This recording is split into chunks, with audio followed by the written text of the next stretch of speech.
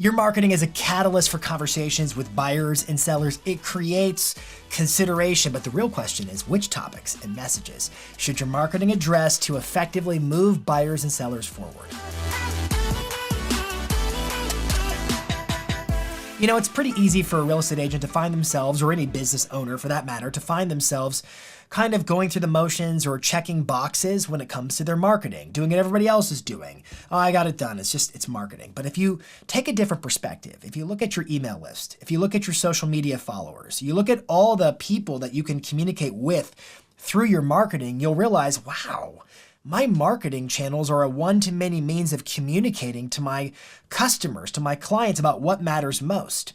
The question is, what matters most to them? What do they need to know or learn about that would inform their decisions about whether they should buy, should sell, should invest, should refer?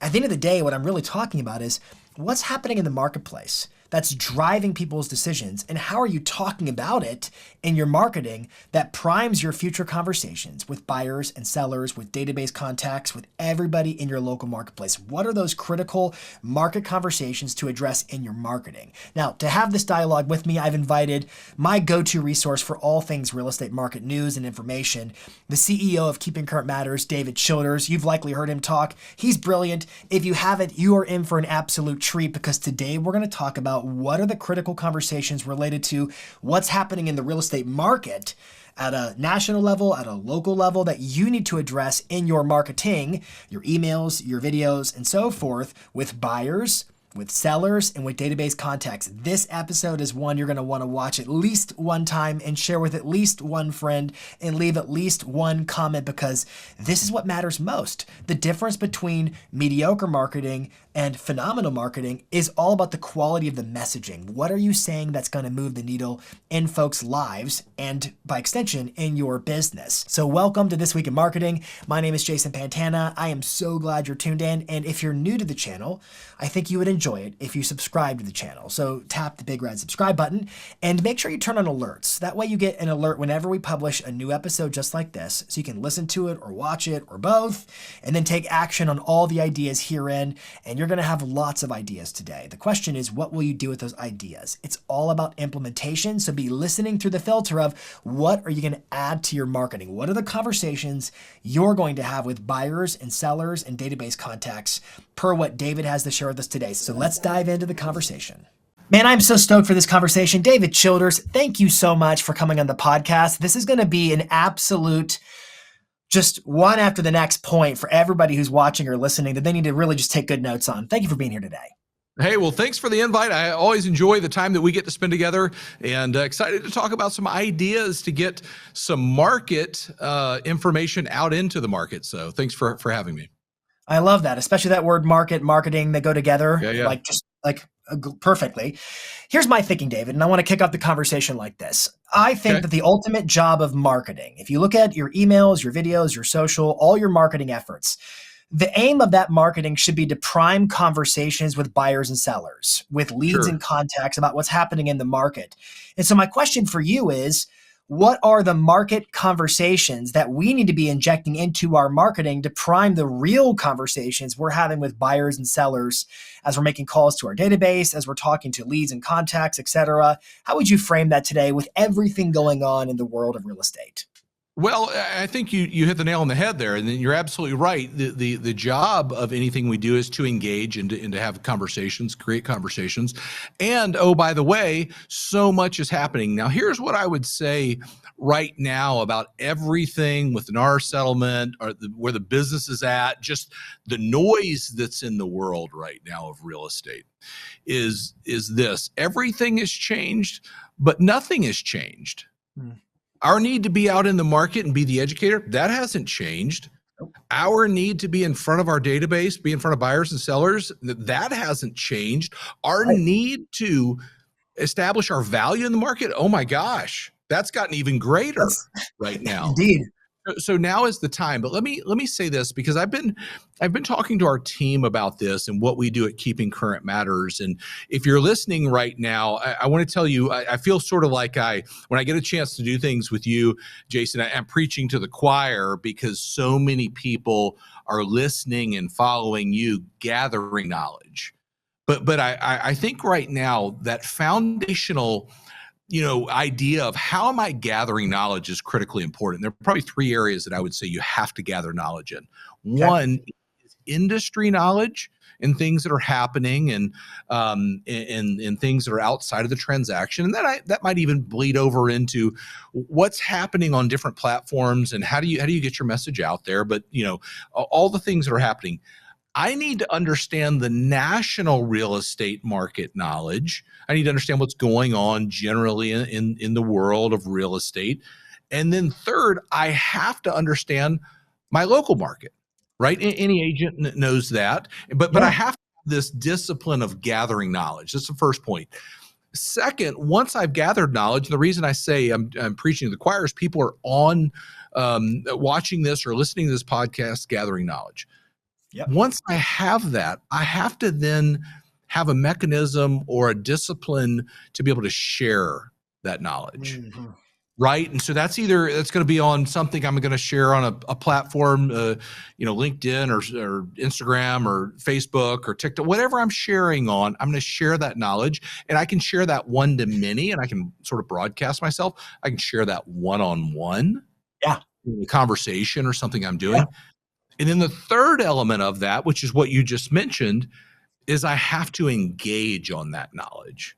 Mm. So just because you understand what's happening in the market or what's going on, if I'm not engaging on somebody, with somebody on a critical topic or a critical piece of information, then I'm just putting it out there, and maybe it's just noise. And I'm Yeah. not saying that doesn't have a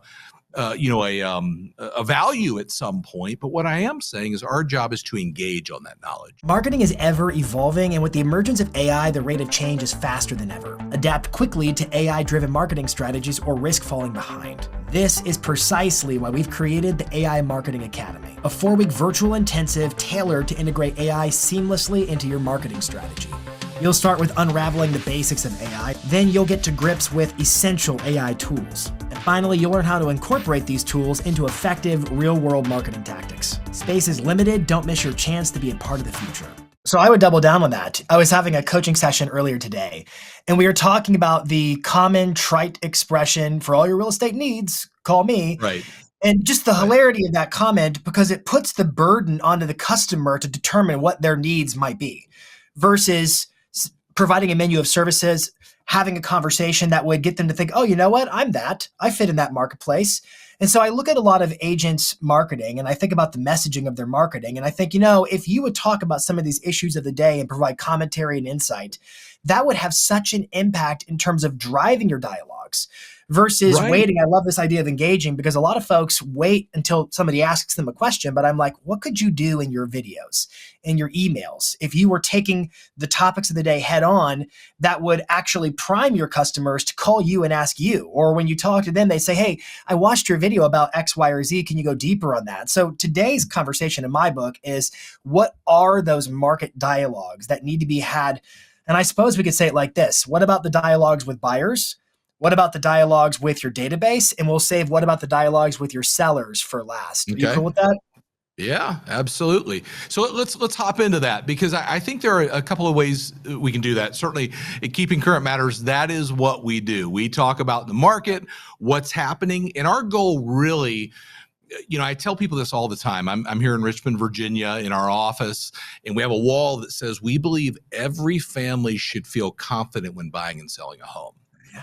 And that's what drives the work that we do. So anything that we put out is to educate somebody and give them confidence. So as you put those things out, or somebody listening, as you engage on that with us, know that you can then have a conversation with somebody so they feel more prepared to do what they're going to do. So you prepared me well. You said, hey, I want to talk about this from a very specific perspective.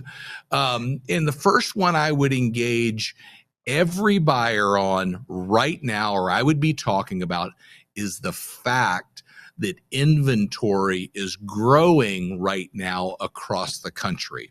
I get a chance to present and be a part of a lot of things that maybe companies are doing in different markets. And just about every market that we look at, we see inventory growing. Now, I'll give you a very interesting statistic. This comes from the Calculated Risk blog, great blog. This week, we're here at the end of May. This week compared to 2023, so last year, there's nationally 36% more inventory active in the market than the same time last year. That's good news, right? Very good now, here's news. the other side of that coin. It's 36% below the same week in 2019. So we don't have the inventory that we need, but we are seeing that increase. So if you're a buyer that gave up your search or has paused your search for a number of different reasons, they certainly are alive and well, the reasons that people have abandoned their search, one of those could be we didn't find anything. So there's an opportunity to engage on that. I love that. I think inventory is a super smart conversation. Even in my coaching sessions is coming up one session after the next. We're seeing an increase in inventory, which means we're moving into some skills that are required to be a solid buyer's agent and a listing agent. There's an opportunity for skill development. But you know what? I think there's so many people who fit into the box of I abandoned my search because there just wasn't anything, or I'm sitting on the sidelines because I assume there's nothing out there for me. And maybe right now, if the message came from an agent, that could be what reawakens them to entering in the marketplace. I love that. Inventory. What else? What are other dialogues that need to be had from a marketing standpoint? Again, through your emails, through your videos on social media, through whatever channels you're leveraging with marketing. What's another dialogue, market dialogue, that needs to be injected into your marketing for buyers? Yeah, so I'm going to hop into that just on a reason that people abandon their search, and it's mortgage rates. But let me say one other thing. One way that you can do this, if you're listening, is follow Jason on Instagram, follow Tom, follow Keeping Current Matters, and just watch what we're getting traction on, because I'll guarantee you that is a topic people want to talk about. You don't have to do more than that. You can go, hey, that's something that really ran well. That's a reel that performed well or got a lot of views or whatever the case I'll double down. Go take Keeping Current Matters, a video that performed really well on YouTube. Grab the transcription of that video, because YouTube can transcribe it. Put the transcription inside ChatGPT and say, this video script performed really well. I'm in such and such marketplace. Create 3 to 10 viral video ideas on this, localized to Milwaukee or wherever you do business, and come up with ideas for what those videos could look like for you. Those topics could look like for you. I mean, there's a lot of juice in what you just said there, David. I love that. Yeah, absolutely. I think it's something everybody should be doing as they're accumulating the knowledge that they want to share. So, second thing that I would say you would engage on right now, and Bright MLS, large MLS here on the East Coast, one of the largest in the country, did a study of buyers last year and found out that 72% of buyers in 2023 abandoned their search because of mortgage rates. Now, I would be engaging on this right now. I would be talking to people. I would have a great partner, first of all, as an agent. Right. I would have a great partner as a lender that can help you navigate this market. But a couple of things that I believe about where we sit in the mortgage environment. One, it's tremendously volatile, and there are probably 3 things that are affecting mortgage rates right now. Geopolitical events, everything happening out in the world, and uncertainty has a huge impact on mortgage rates.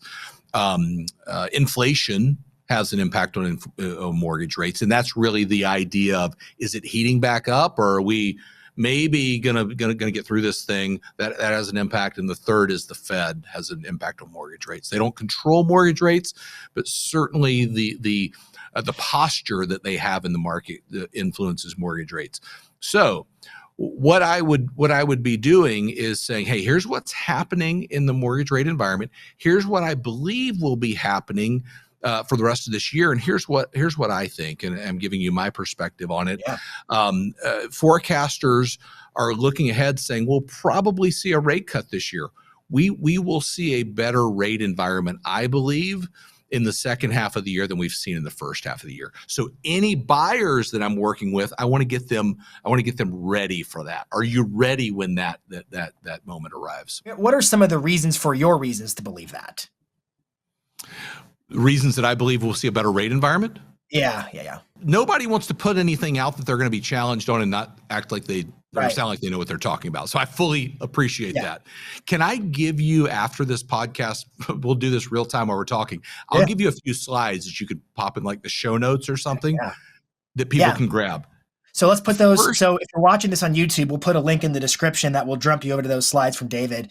Because the reason I ask it is because I can imagine somebody wanting to say that, but wanting to have a little bit more oomph behind how they say that, a little bit more confidence behind how they say that, because that's huge to be able to make that comment. Like, let's get our ducks in a row now. Totally. I agree. And it's a great call out. So the quick reason for that, 3 forecasters that forecast mortgage rates, Fannie, MBA, and NAR, all say that.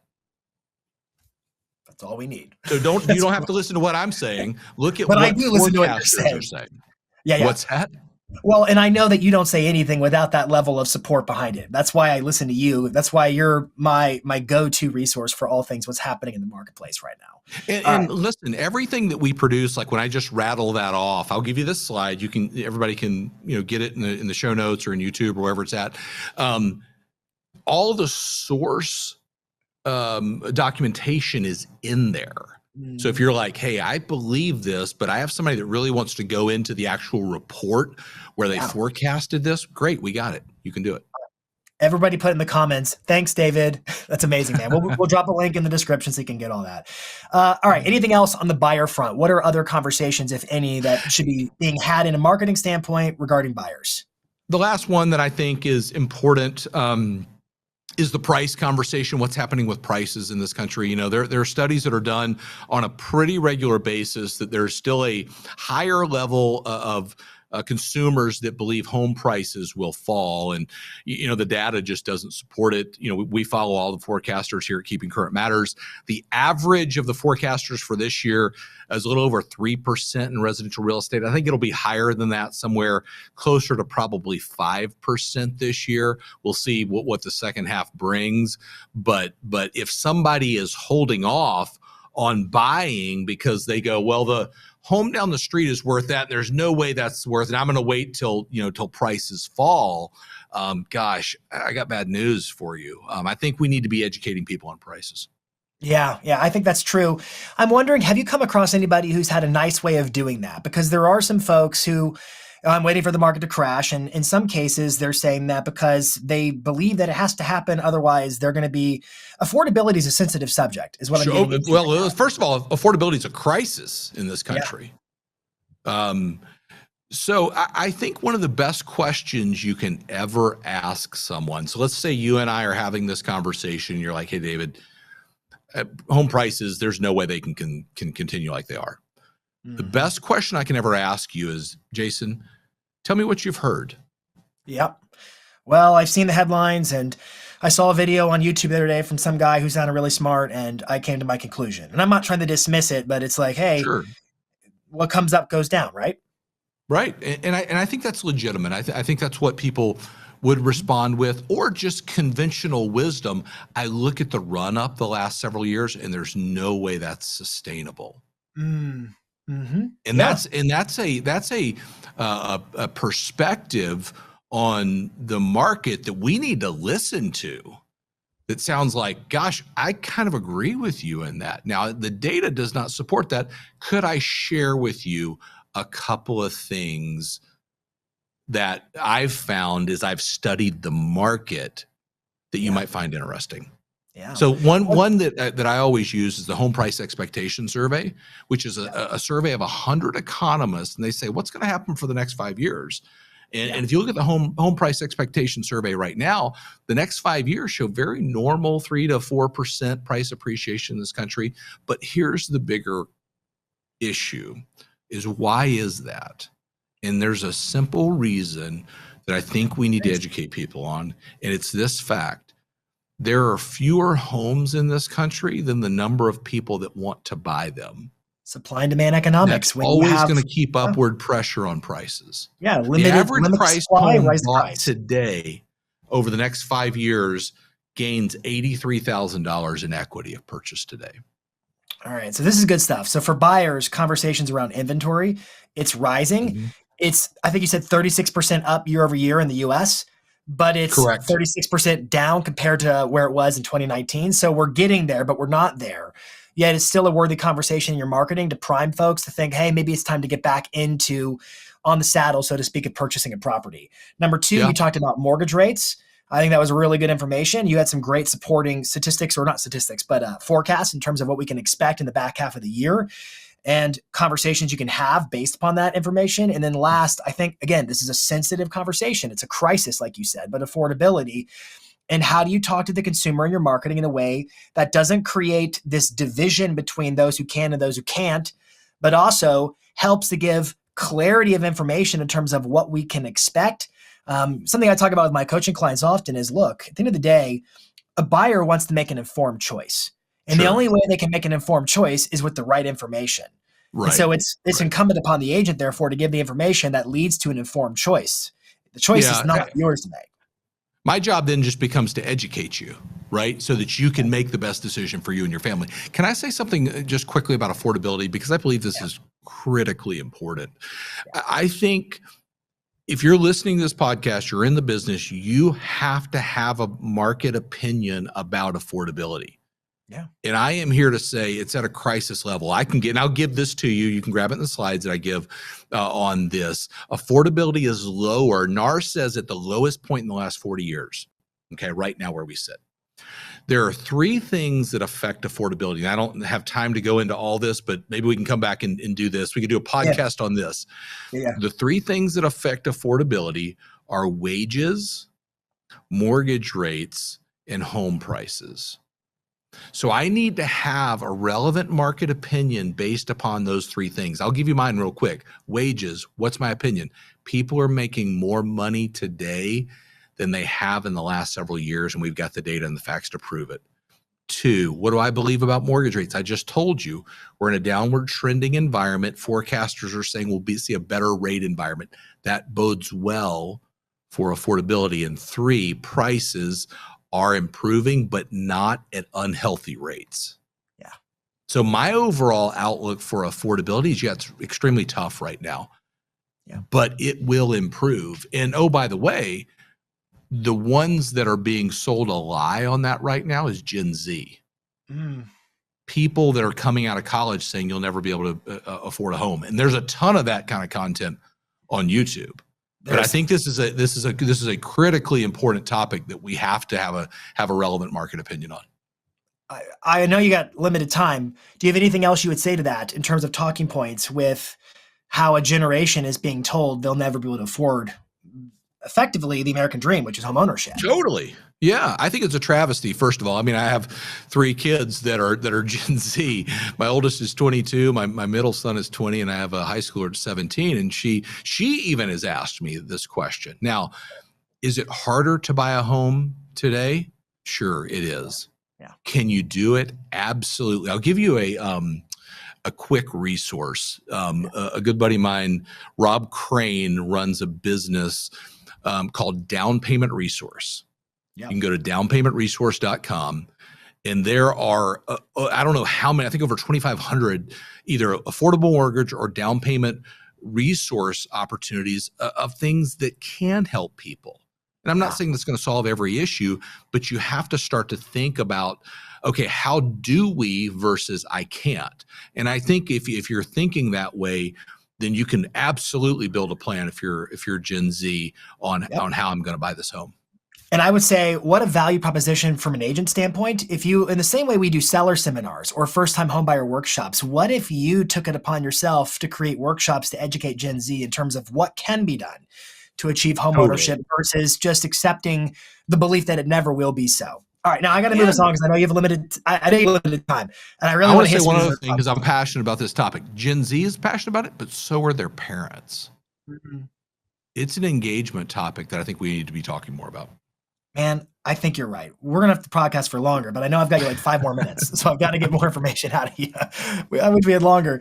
All right, let's do quickly, what are the market conversations with database that need to be have? Mm-hmm. Past clients, sphere of influence, friends and family, your database. What are those conversations? And then we'll spend the majority of our remaining time on sellers. Let's go database first. I'll hit the database ones real quick, but I think these are important. I'm going to give you a couple of ideas. First one is the net worth of a homeowner. Mm. We should be talking about that. The difference between a renter and a homeowner in this country and their net worth is significant. Okay. Yep. And I think these are topics that when we talk about them as Keeping Current Matters, they always get a lot of traction. And here's a fact. The number one way people build wealth in this country is through homeownership. That is by and far true. Absolutely. So that's one area I would engage in. We're here at the end of May this year, recording this podcast. June is National Homeownership Month. I would be engaging my database about how I helped a family accomplish the dream of homeownership, an individual or a story about that, because that's what we need to be talking about right now. We just talked about some of the financial challenges and affordability. Let's talk about some of the significant non-financial things that we can talk about. I was goofing off with a client earlier today in a coaching session. We were talking about some campaigns, just some corny video ideas. And we had this idea of the Nothing But Net campaign, just a basketball reference. And I think you could have a lot of fun right now in terms of delivering the good news to all the folks in your database who are past clients who purchased a home, like, hey, nothing but net. Here's how much net you've added to your net worth based upon equity gains since you purchased your home. I mean, you could be corny, not be corny, but there's really, I mean, what an opportunity to deliver ridiculously good news to all your past clients in terms of their equity gains. I love that. All right, talk about sellers. What are the market conversations with sellers we need to be having? Well, that's a great point. And I think more than anything in the second half of the year, you and I are working with Tom and about to kick off the listing challenge. So if people haven't seen that, go check that out. But I think in the second half of the year, generating listings, working with sellers is going to come, right here, and it's going to be something we want to focus on. Number one thing every seller has to leverage in this market is the equity in their home.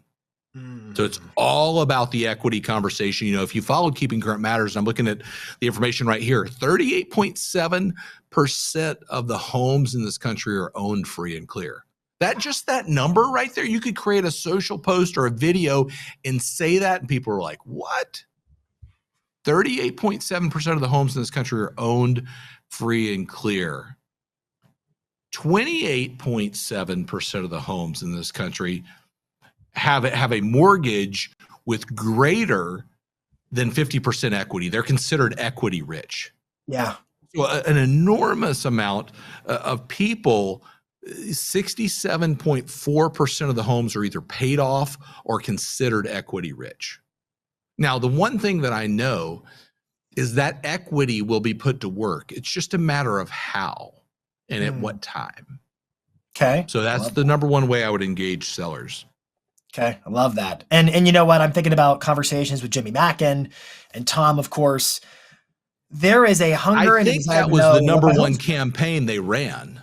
It's if you look at most seller intent lead generation campaigns, in some ways, it's like 6 degrees of Kevin Bacon. They relate to a what's your home worth offer. It always comes back to the equity, because it's a question of what can I do with my equity? Can I reinvest it in a property that meets my needs today, for instance? What can I do with my equity? And then I think having some creative ideas in terms of what other people that you know in your database are doing with their equity. So you can say, like, here's what some folks do. Here's what other folks do. Here's what they do. Here's what you need to be mindful of. Here's some of the mistakes people make with their equity. One mistake I can imagine being made with equity is you just thought all you had to do was put your home on the market for sale, and you left money on the table because you didn't sell it with everything that should have gone into that plan to get it sold for the best possible terms. And so equity is a fake number until you put it to work for yourself in some way, shape, or form. Yeah. Love that conversation. What's another conversation that should be had with sellers right now? I think there are a couple of things that those are in the process of selling. I think the expired listing conversation is going to be bigger this year than it's been in the last several years. We're already seeing more inventory accumulate in the market. Listings are expiring. There's 2 days on the calendar that more listings expire than any other day, June 30th and December 31st, because the listing contracts are written till the middle of the year or the end of the year. And so the expired listing conversation on why your home didn't sell, I think is going to be a conversation that we didn't have to have over the last several years, that will be bigger this year than previous years by far. Yeah, and I can think about that being a meaningful conversation to pre-frame expectations at a listing appointment. Saying to your seller as you go into the month of June, hey, it may interest you to know or shock you to hear that June 30th is one of the highest days of the year of expired listings. And the reason for it Yeah. is because people, I mean, presumably overshot the marketplace, and here they are, their property isn't sold. And so what are they going to do about it? And how can that be an advantage for you to leverage the opportunity for yourself when it comes to selling your property and positioning it Yep. properly for the buyers to get the best benefit out of it? I love that. I think that's a position that I would take with people that have thought about selling their home. We're going to see more activity come back in the market. Forecasters are saying, you know what, we'll see a better rate environment. I know 72% of buyers gave up their search because of mortgage rates. Is now the right time for you? Yeah, I like it. And there's a lot of different talking points here. And here's really the goal of this whole thing. You share this knowledge to create engagement so that it produces, well, what about this? Or maybe this for us. And it starts questions circling in the minds of your prospective buyers and sellers so that when you reach out to them to have those conversations, when you engage them, the conversation is so much more rich than if you just just checking in to see how things are going. If you thought about selling lately, that's going to come just way too abrupt versus how is your marketing creating conversations, going ahead of you and working on your behalf to get the minds and the juices flowing for buyers and sellers so that when you reach out to them, those conversations are rich because you've been the informant who's helped every prospective person in your database, in your marketplace, know about what's happening that concerns them and their path of homeownership.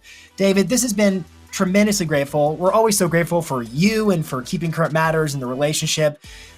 There is nobody better than you when it comes to talking about the marketplace. So David, thank you. We're grateful Thank you for having me. And listen, everything that you're saying, engaging on these topics, when you're doing that, you are the knowledge broker. You said it all. Until next week, this is This Week in Marketing.